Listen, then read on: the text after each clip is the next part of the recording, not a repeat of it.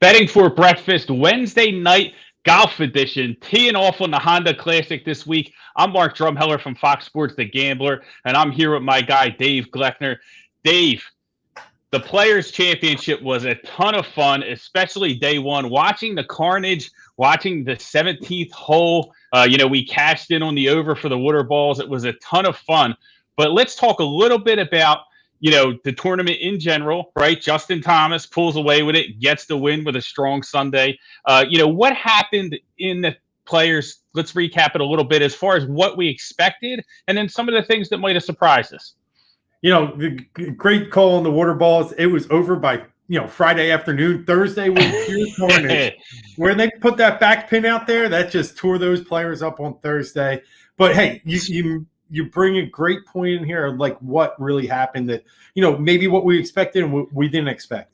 One thing we say about the Players every year, it's the unexpected. It's guys who that course fits anyone's game. We've talked about how Jim Furyk has played well there. We've talked about some of the older guys that have been able to finish in the top five and have a chance to win it all. And then just guys with all-around game. And that's what it took. Justin Thomas came in. He barely made the cut. I mean, he got by a couple strokes and then had that hell of a round on Saturday and proceeded forward on Sunday to hold off, a very good field. But what I would say coming out of the Players is it's where we expected is that big names were going to miss the cut. We don't know which ones. We never know. But this was one where big names were going to miss the cut, and some missed it badly. So I think we got that, part right. But the rest of it, it's a tough tournament to call. You have the best field in the world. 154. Yeah. It was hard. Yep. And I'll tell you what, I was especially impressed with Bryson, how he hung in there towards the end. I mean, he was just drilling the ball. I mean, obviously, so much power in his game, so much driving distance. The guy just doesn't go away. I thought about live betting it. I had Casey at plus 5,000 early.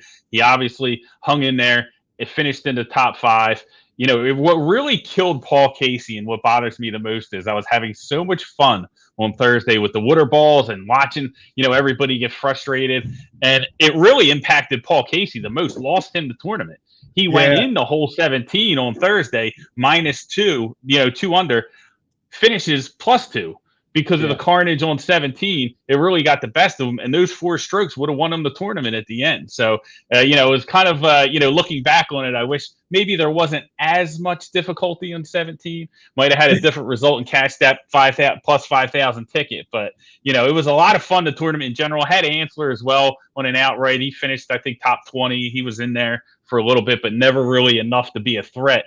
But Paul Casey made it fun for me, and he actually prevented me from live betting because it was 2 things. It was the fact that Casey was still in it and Bryson. Like I was almost afraid to live bet someone because of how Bryson was coming on towards the end. Yeah. No, I'm with you. I was able to hit my John Rahm top 10. Hey, he finished 9th, but I had a lot of side action on him live bet to close it out, and he had a horrific Sunday. He couldn't find his game where you get a guy, he had the same number pretty much as JT. JT was 10, Ron was 9 going into the final day. He just had to shoot 5 under. Maybe that tournament's his, and he just couldn't find his way out of a bag. And same went with Westwood, same went with Bryson until he started turning it back on. It just shows you the pressure even the best guys have when the lights are turned on. And I wanted to talk about your boy Doug Gim because he felt it more than Gim Reaper. Yeah. Dude, Gim was the best because on Sunday they announce him. He gets announced with Thomas, and it's like, who's this, Gim guy? Look at him, big stage for him. And he drills it about 9 trillion yards into the trees. The first shot after they announce him. And it was over then. I think he shot like a 10 over or whatever on the round. It was just ridiculous. Completely took him out of his game. Not his best showing, but I thought it was hilarious. I mean, at that point, it's like, He was great. He showed up on Foreplay podcast this week, and he said, listen, you can take the U.S. Open I played in, U.S. AMs, anything, the Masters, whatever I've played in at the top level, and times it by 1,000. That's how I felt. That's how nervous I felt last Sunday. He's like, I don't know what it was. Yeah. I can imagine, dude. We'll see if he can settle down.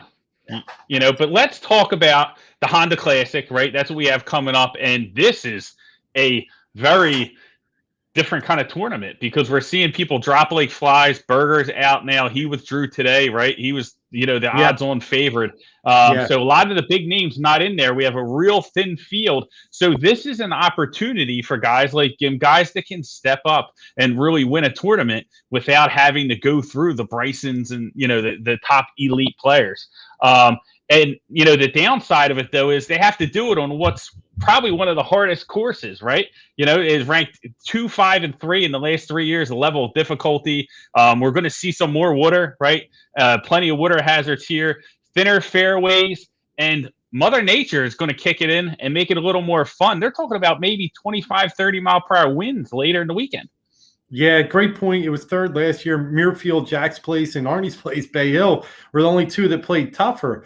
And then in the years past, as you've known, that we've only seen double-digit under par twice at this course through the whole tournament in the 17 years that it's been played at PGA National. What's interesting about this week with the Honda Classic being played right now is they're in an unfortunate spot, being that they're sandwiched between the Players and the WGC match play next week. Usually Honda Classic is the first on the Florida swing, but they changed it a little bit around this week, this year, and now they kind of get this really unfortunate spot for them. So you're right, it's a lighter field, but the Honda Classic usually doesn't carry a lighter field. They do have some good names usually transferring over from Cali to the Florida swing.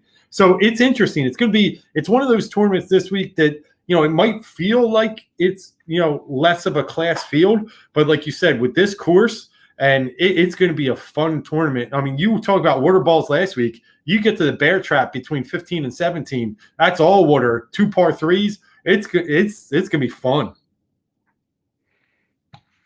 Yeah, definitely. People are checking in. I think they like the green shades, man. Money green today because we're definitely going to pick some winners. I have a good feeling about this tournament. When I looked over the odds, I was like, wow, I think there's some real opportunity. Again, level of difficulty is going to be tough, and the wind is going to be a factor. But I think that, if you look at how the players play and, can they drive the ball? Can they drive it low? Accuracy, obviously, going to be important. All those things that we look at. What are some of the key stats that you looked at when you kind of broke down this tournament and really started focusing in on some specific players?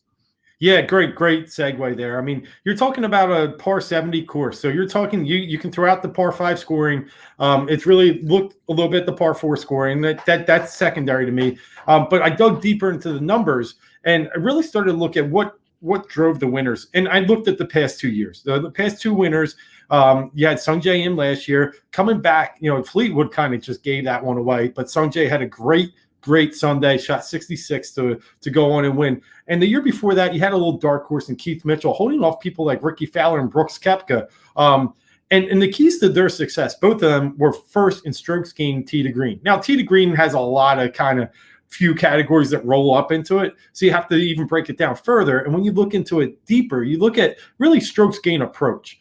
And being, when you talked it earlier, Drums, with a par 70, tough course, wind conditions, you're going to be needing to get on the green. So my second area I looked at, green and regulation percentage. Really wanted to see, guys that could hit the green and could put it close. So strokes gain approach and green regulation percentage. The one area that I would say you can throw out the window, you can crumple up and paper ball, is actually putting.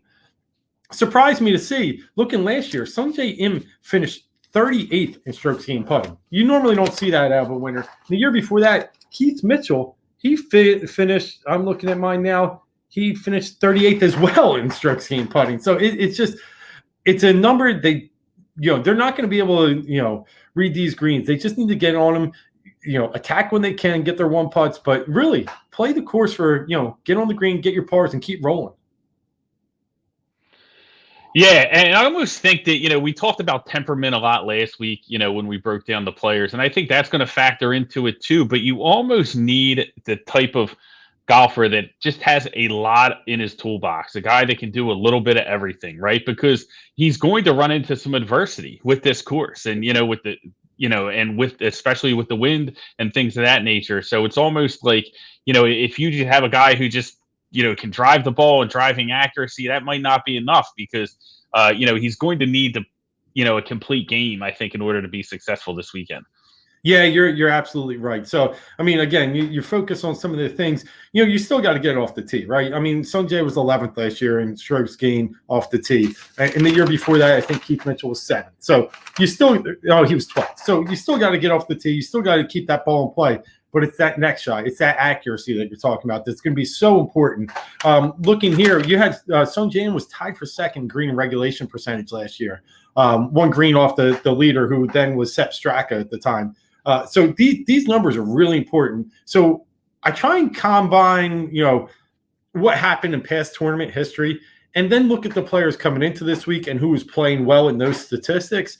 And that's where I kind of try and start to gear where I'm going to head this week. So I use those key stats, and then I looked at how players are playing rolling into this. And that's where I've kind of, leveled out my bets for this week.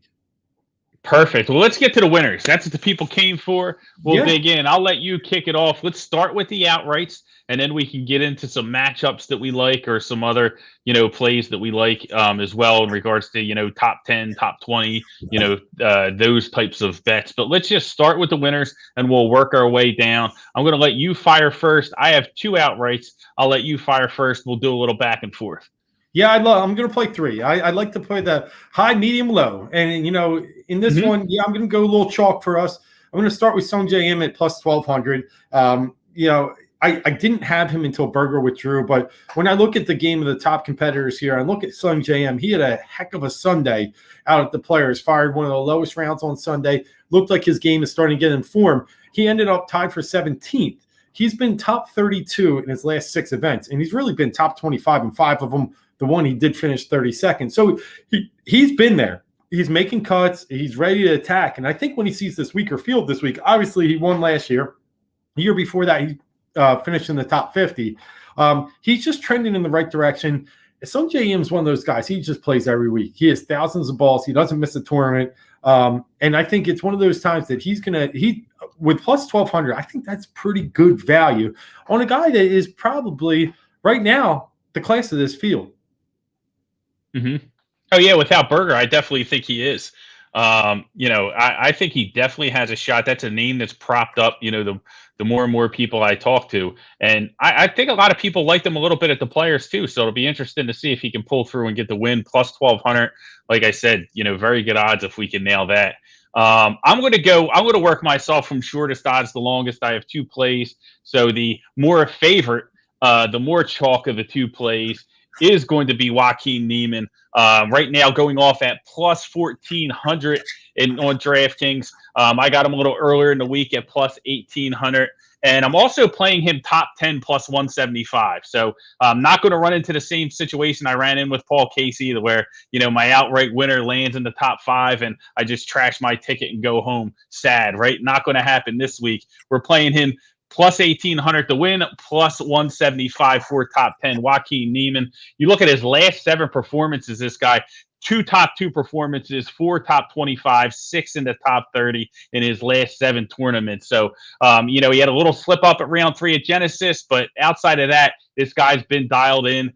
Definitely one of the favorites going in. Without Berger in the field, I think it makes him that more appealing. He's 11th in total strokes gained, 3rd in birdie average, 10th in driving distance. Like I talked about earlier, can do a little bit of everything. 12th strokes gained off the tee, which is going to be an advantage, like you talked about with the wind. 13th tee to green.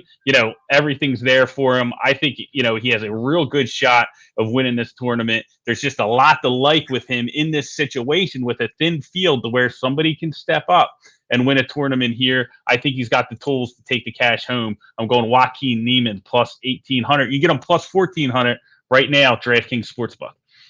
And Chris, I think almost touched on him a little bit last week. I really do like Joaquin. His game was in really good shape early in the season coming out of Hawaii and over in the California stretch. He had a little bump in the road, but I think that this is a guy in this field. He's ready to explode. So I like the value there. Good pick. And it's a ton of fun just being like Joaquin. During the when he's up, putting away. Oh, it's a fun name to say. I'll give you that. And, it is, dude. It's a lot of fun, dude. Joaquin. Yeah, he's a good guy. I like him. I like him. Young kid, got a lot of talent. So I'm going to throw my mid-range dart out there for you. And last week, I came a little close. I had a Cameron Smith, a guy that, hung in there, had a huge Saturday. Thought we were rolling with a little momentum going into Sunday, and it all kind of stalled. But he still finished in top 20 and gave you a little glimmer at that range. And that's all you want when you get these long-range shots. I'm going to go with a guy who actually did finish last week very, very strong, and that's Taylor Gooch. He finished top 5 at the Players, T5 actually overall. Had a heck of a run on Sunday. Actually got some live betting action with him in a good matchup. He was able to win his matchup. Forget exactly who it was against, but Gooch is a guy that he's been playing very well this year. And for the most part, I mean, looking at last week, he sat there. He had 22 birdies at TPC Sawgrass. That led the entire field. So, I mean, it's a guy that can put the ball close, but he can really roll it too. I know I said earlier the putting numbers necessarily don't matter here, but you still got to be able to roll it somewhat. And the Gooch is playing hot right now, had the most birdies on tour last week. Last year finished T38 at this tournament. The year before that, T20. So he's throwing you 2 T30s, playing better. T5 last week. You're getting him at 3,500. Give me the Gooch. I really like Taylor this week. Put a little skins on I love it. I love it. And Chris McGinnis, who was with us last week, not here this week, but he did text us. He is in on the Gooch at for top 5 plus 650. So that's another way to attack it. But you can get a lot of value if Gooch takes this one home. We got to check in by Chris from Fox the Gambler, right? Yeah, he likes Westwood and Steele. Listen, Chris Exution dialed in on golf. Nailed Corey Connors' first round leader. A couple tournaments back. So, definitely when he talks, I definitely listen. He likes Westwood and Steele. So, I think that's a play. I like Steele a lot. He's made 7 straight cuts. Last year, he finished tied for 4th here last year, 2 strokes off the win. So, it's a guy you had your eyes on last week, too. I had him at the Players. I had him top 30. I think he ended up 40th or 41st, somewhere around there. Yeah. But so didn't cash in for me, but just didn't want to go back to the well there. But now that I hop off, he'll probably win the whole thing. So who knows? Yeah, right? well, that's how it always goes. That's how it works in golf, no doubt. Yep, absolutely. So, but you can't play them all every week, right? So my second play, and this is the one I like the most, and this is longer odds here, more of a dog. Shane Lowry plus 2,500. I got him at. And I'm playing them as well, top 10 plus 300. So I'm hitting it both ways, plus 2,500 to win, top 10 plus 300. Those are the odds you can get at DraftKings Sportsbook. Listen, very strong long game, right? And I think he's been playing very well lately, had a good performance at the Players. Putting can get messy, right? And that's really where he's going to have to clean up. He's going to have to get better at the putting if he's going to win this tournament. But he looked good at Sawgrass in general, 75% greens and regulation. He was first greens and regulation at Arnold Palmer, top 20 greens and regulation at the Players. So he's been performing well. And I think that this is a chance that he can kind of, again, here's the situation, right? Thin field, he can come up and steal it, make some noise, plays well in the wind, obviously going to be super important this weekend, can recover well, scrambles well, right? All that stuff. So he can handle adversity, and that's something I think that we're going to need as well. I think at plus 2,500, Shane Lowry, a ton of value, especially considering how he doesn't let the wind kind of throw him off his game. And, he can kind of scramble, he can do some good stuff. Yep. Ferkman just buried a big 3. Less than a second left. That's the game winner, right? No, I tied it. But, we'll take it. Take it. Yeah. Oh, send him to the line. Send him to the line. I thought he got fouled. Yeah. Shane Lowry. Oh, Shane Lowry played well last week too, right? Yes, very well. I want to say he was top 10. Was he top 10? Yeah, I think he was tied for 8th. Yeah. I know he had a real nice Sunday. He was always just hanging in there. Shane Lowry, I like it. The guy's got a beer gut. You got to like any guy with a good beer gut out there. Yeah. Do you know who I like too that I did not play but I wanted to play? Was Henry Higgs, man. Higgs was out there styling, bro. He had the chest hair hanging out. No chest hair. We had like open buttons. Like he looked like he was ready for the clubhouse. He's the coolest dude. Yeah. Have you ever seen that guy that I forget what the guy's name is, but he drank that cranberry juice, skateboarding down the street, singing Stevie Nicks song. It was a big like viral video last year. Well, okay. Harry Higgs goes and reproduces it on the golf course. He's like just cruising, like he's just a cool ass dude. This dude's great. Maybe I'll play him top 40. We'll have to see what those odds are. Top 40, Henry Higgs. But listen, let's keep it rolling. Give us your last play, third outright. Yeah, I got one more. And look, you're going to really have to, have some blind faith on this one. But don't we all when it's St. Patty's Day? I'm looking at a horse for the course. And, we've all heard of that term before. But it's a guy that, it's hard to look in a field this week for a guy that plays consistently here. But I found one. Brendan Steele's another one. Really like that pick. But I'm going to go deep into the books and play a guy at plus 8,000. And that's Byung-Hun An, or as they like to call him, Ben-On. You don't want to remember what he did last week. He shot plus 18 over 2 rounds. He was only he was second to last, right behind your boy. I forget who was out there shooting the plus 23. Stanley, right? Kyle Stanley, or something like that. Yeah. He was like plus 30. I think he was like 30 over. so Ben-On, he's just going to throw last week out the window. He got a little head start down the road to Honda. The good thing about Ben, he was T4 last year too with Brendan Steele. 2 shots off the lead, had a real nice Sunday to close out. He was T36 the year before that, and he made the cut and was in the top 70 the year before that. So it's a guy that in his 3 appearances here, he's made the cut, he's played well, he's progressively gotten better. It's a guy, he's 100th in strokes gain approach so far this year, but all it takes is 1 week. And we've seen that on the tour. And a guy that's familiar here, has had some success. Hey, I like that miscut syndrome sometimes. Daniel Berger did it earlier this year, then won the next week. Brooks Koepka did it and then won the next week. It does rested. Rested. You get to go home early, rest up, lick your wounds, come back swinging. It does happen. So plus 8,000, I think you're getting a little value on a guy that finished top 4 last year and has a weaker field this year. Yeah, I love it. Henry Higgs plus 200 for top 40. That might be a play, dude. Or Harry Higgs. I'm calling him Henry. Poor guy, Harry Higgs. He looks like a Henry. But plus 200, maybe that's a play for top 40. We'll have to see. But so let's get into some of the matchups. Right, I got the first matchup. I have Keegan Bradley minus 125 over Ian Poulter.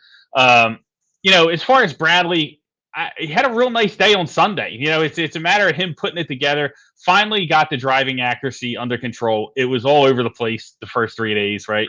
57% the first 2 days, and then it was an awful 35% on Saturday. Then he got it up to 70% on Sunday. So he recovered well. If he can get the driving accuracy straightened out, I think he'll be fine. But greens and regulation over 72%. I think he can carry that through. Fell apart at the end of the Arnold Palmer, but still finished top 10. So I think, he has his slip-ups, but, all in all, I think he's been playing well. Top 30 at the Players and the WGC. And I just think there's when I looked at the stats, some real key advantages in certain areas for Bradley. Strokes gained tee to green, Bradley 10th. Right, Poulter 148 strokes gained approach. Bradley 7th, Poulter 197th. Right, so huge gap there in those areas. You're getting him at a great price, minus 125, 56% implied probability. So I'm going to bet that the probability should be a little bit higher here. I'm going to take Keegan Bradley over Ian Poulter. I absolutely love it. I wrote down, and we talked about it earlier, strokes gained approach. And he's just one of those guys who I said he was 7th overall so far this year. I'm going to parlay that. I'm going to look at the guy that's one above him in the standings and strokes gained approach. So we must be looking at the same stats. And I'm going to go for a guy, Russell Henley.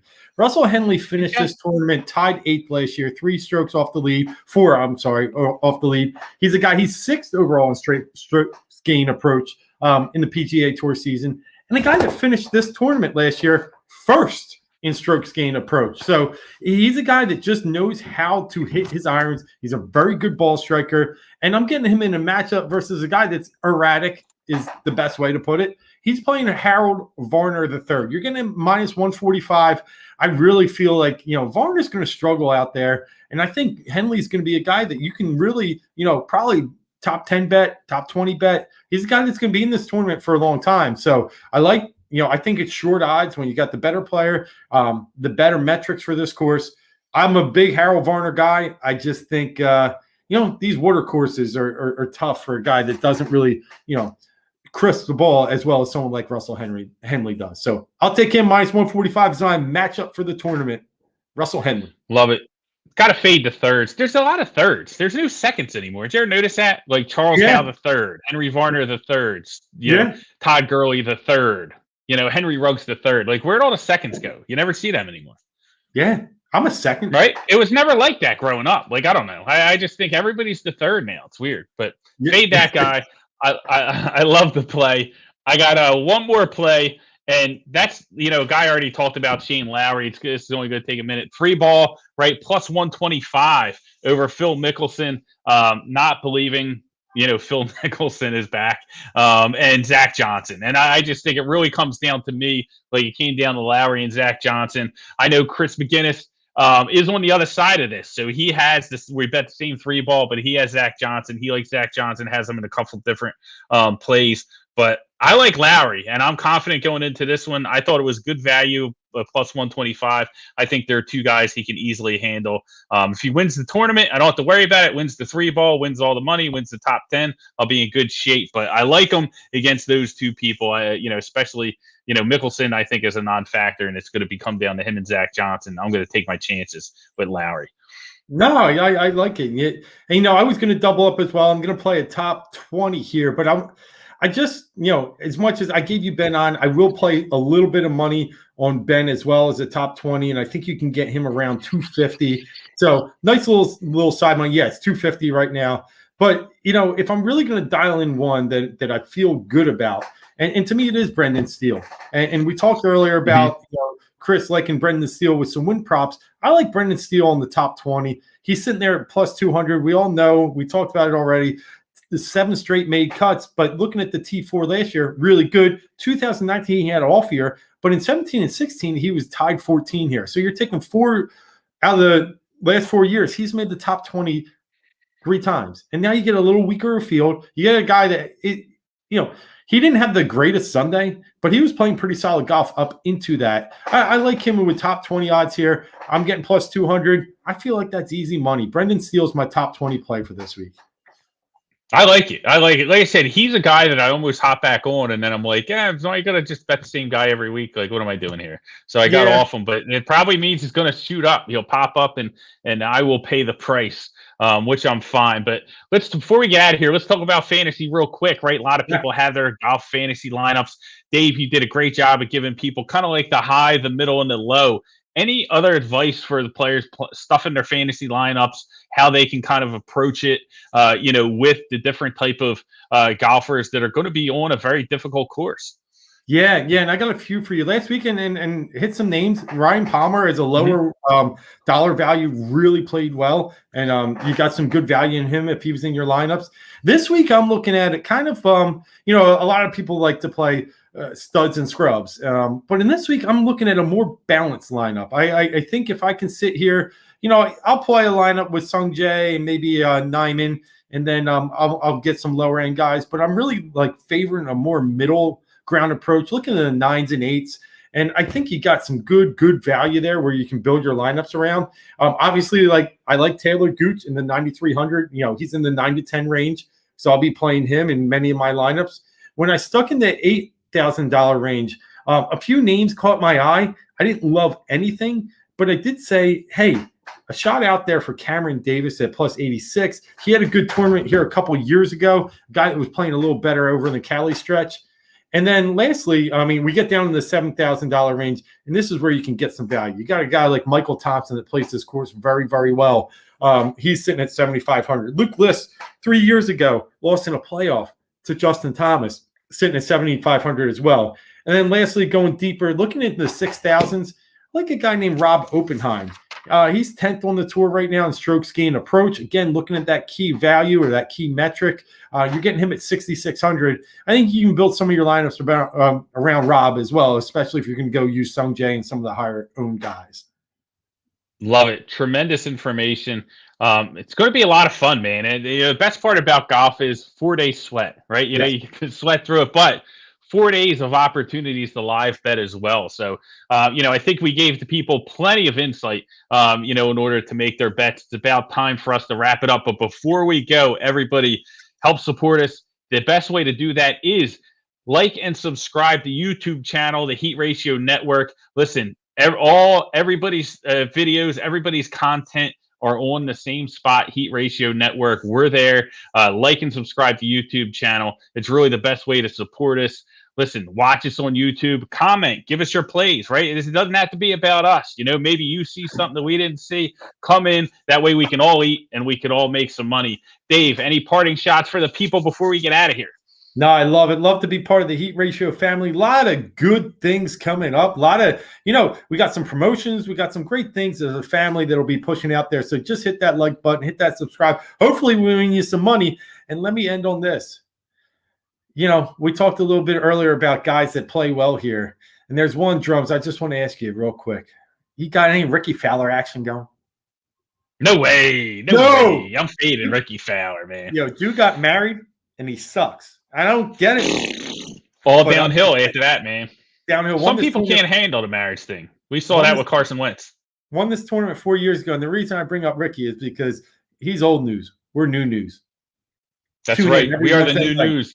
Saturday morning, betting for breakfast. We're sitting here taking breakfast balls each week here on Wednesday night, talking golf. Can't wait.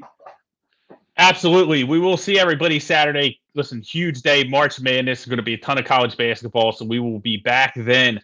Follow us on YouTube, subscribe. That way you get the notification, and it all hits. So we'll see you guys then. Thanks for tuning in,